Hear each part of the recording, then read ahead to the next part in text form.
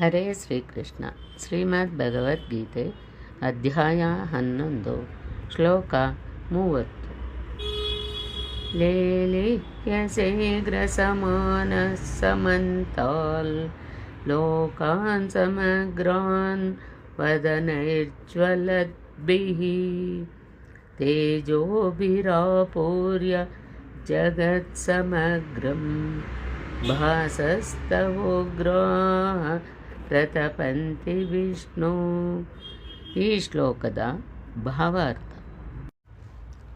ನೀನು ಈ ಸಮಸ್ತ ಲೋಕಗಳನ್ನು ತುತ್ತು ಮಾಡಿಕೊಂಡು ನೆಕ್ಕಿ ನೆಕ್ಕಿ ನುಂಗುತ್ತಿರುವೆ, ರುಚಿ ನೋಡುತ್ತಾ ಚಪ್ಪರಿಸುತ್ತಿರುವೆ.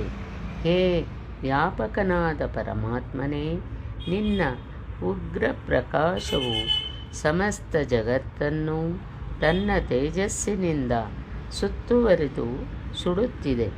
ತಾತ್ಪರ್ಯವೇನೆಂದರೆ, ಅಸುರೀ ಸಂಪತ್ತು ಮೊದಲು ಪರಮತತ್ವದಲ್ಲಿ ವಿಲೀನವಾಗುವುದು, ಆನಂತರ ದೈವೀ ಸಂಪತ್ತಿನಿಂದ ಯಾವ ಪ್ರಯೋಜನವೂ ಇರದು.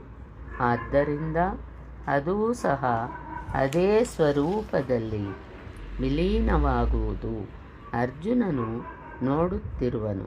ಮೊದಲು ಕೌರವ ಪಕ್ಷ, ನಂತರ ತನ್ನ ಪಕ್ಷದ ಯೋಧರೆಲ್ಲರೂ ಶ್ರೀಕೃಷ್ಣನ ಬಾಯಲ್ಲಿ ವಿಲೀನರಾಗುತ್ತಿರುವರು.